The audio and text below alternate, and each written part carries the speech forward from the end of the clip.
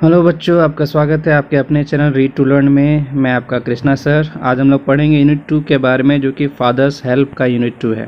Fathers help R.K. Narayan के द्वारा लिखी गई है। इसके पहले यूनिट की 2 वीडियो मैंने बनाई हैं, वो प्लेलिस्ट में आपको जाकर मिल जाएंगी। आप जाकर उससे पहले देखिए, उसके बाद आगे इसे कंटिन्यू कीजिए, तभी आपको कहानी समझ में आएगी। तो चलिए शुरू करते हैं।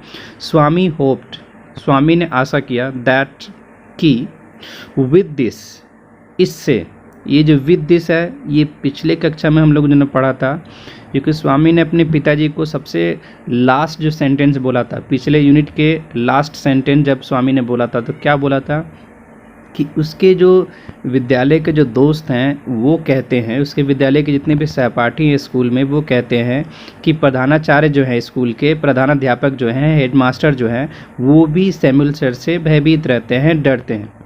अब स्वामी को लगा कि इस बात को बोलने से क्या होगा कि उसके जो पिता हैं वो सोचेंगे चलो इस बच्चों का स्कूल नहीं जाने दिया जाए, लेकिन क्या होता आगे देखेंगे। तो विद दिस, इससे his father would be made to see, कि उसके पिताजी ये जान पाएंगे, ये देख पाएंगे, why he must avoid school for the day, कि क्यों स्वामी को उस दिन स्कूल नहीं जाना चाहिए।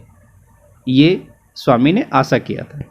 But father's behaviour took an unexpected turn, लेकिन पिताजी का जो व्यवहार था, बट मतलब लेकिन, किंतु, बिहेवियर का मतलब होता है व्यवहार।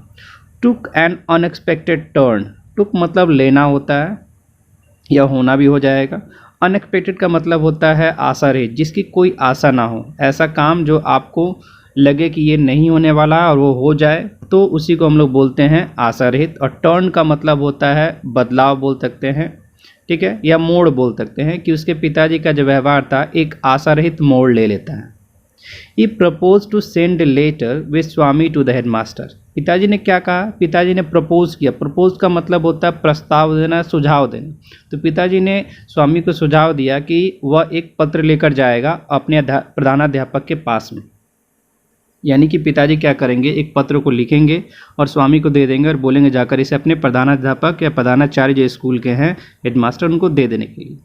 नो अमाउंट ऑफ प्रोटेस्ट, चाहे कितना भी अब प्रोटेस्ट स्वामी कर ले from Swami, no amount of protest from Swami, चाहे स्वामी कितना भी प्रोटेस्ट कर ले, would make him change his mind, वो अपने पिताजी के दिमाग को, इनके विचार को वह नहीं बदल सकता है, क्योंकि उसके पिताजी एक बार जो निर्णय ले लेते थे वो पीछे नहीं हटते थे, बहुत ही ज़्यादा स्ट्रिक्ट थे, बहुत ज़्यादा कठोर थे।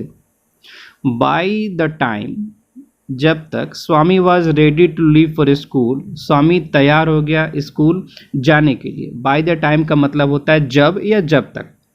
रेडी मतलब तैयार होना, लीव का मतलब होता है जाने के लिए, लीव मतलब छोड़ना भी होता है, यहाँ पे जाने के लिए होगा। कहाँ जाने के लिए, स्कूल जाने के लिए। Father had composed a long letter, पिताजी ने क्या किया, कंपोज, कंपोज का मतलब बहुत सारा मीनिंग होगा। कंपोज मतलब लिखना होगा, यहाँ पे निर्माण करना होगा या तैयार करना होगा। तो पिताजी ने लिख दिया था, निर्माण किया था, तैयार किया था एक लंबा चौड़ा पत्र to the headmaster, headmaster sir के लिए। He put it in an envelope, पिताजी ने क्या किया कि उस, देखिए ही के बाद जो पुट लिखा है उसका मतलब रखना होता है, और इट का मतलब होगा वो पत्र के लिए बोला गया है। तो जब भी इट का पूछा जाए कि किसके लिए बोला गया, किसके लिए इसको रेफर किया गया है, तो आपको आंसर में लिखना है लेटर। तो he put it in an envelope, पिताजी ने क्या किया, उस पत्र को एक एनवलप में रखा। एनवलप का हिंदी होता है खाका होता है, खाम होता है, लिफाफा होता है। एंड सील्ड इट, और उसे अच्छी तरीके से बंद कर दिया, सील कर दिया। सील करने का मतलब बंद करना होता है, किसी भी तरह से हो सकता है, ठीक है, उसको हम लोग गम बोलते हैं, ठीक है, गम से उसको चिपका दिया उन्होंने, और उसके बाद उस पत्र को दे दिया स्वामी को। आगे देखते हैं।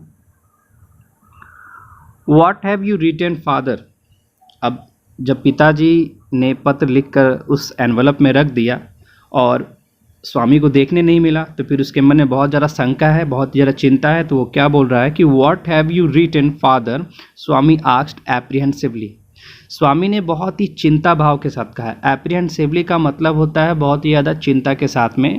तो बहुत ही चिंता के भाव में कहा स्वामी ने अपने पिता से कि पिताजी आपने क्या लिखा इस पत्र में। नथिंग फॉर यू, पिताजी ने कहा कि तुम्हारे लिए कुछ नहीं है, तुम चिंता मत करो, तुम्हारे लिए कुछ नहीं है। Give it your head master, तुम जाकर इसे अपने प्रधानाध्यापक को, अपने हेडमास्टर को दे देना। And go to your class, और अपनी कक्षा में, अपने क्लास में चले जाना। ये पिताजी ने कहा। यानी पिताजी ज़्यादा कुछ नहीं बताना चाहते थे स्वामी को। वो डायरेक्टली एक पत्र लिखते हैं, उस खाम में लिफाफे में डालते हैं और उसे दे देते हैं। वो पूछने के बाद भी उसे नहीं बताते हैं, बोलते हैं कि तुम्हारे लिए कुछ नहीं है, तुम जाओ स्कूल, अपने प्रधानाध्यापक को दे देना और जाकर अपनी कक्षा में बैठ जाना। Have you written anything about our teacher Samuel? अब चूँकि स्वामी के मन में बहुत सारे प्रश्न चल रहे हैं तो वो अपने प्रश्नों को सामने रखता है अपने पिताजी के सामने और बोलता है कि पिताजी, क्या आपने हमारे सैमुअल सर के बारे में कुछ लिखा है क्या इस पत्र में? Yes, plenty of things. पिताजी ने उत्तर दिया कि हाँ, बहुत सारी चीज़ें। अब इसका पूरा जो हिंदी बनेगा वो होगा कि हाँ, मैंने बहुत सारी चीज़ें उस पत्र में लिखी हैं। What has he done father? अब स्वामी ने पूछा फिर से कि पिताजी, हमारे टीचर जो है सैमुअल सर, उन्होंने क्या किया है? अब यहाँ पे आप देख सकते हैं कि उस छोटे से बच्चे की जो मनोस्थिति है, उसका जो मानसिक यहाँ पे संतुलन है वो किस तरीके से दिखाया जा रहा है।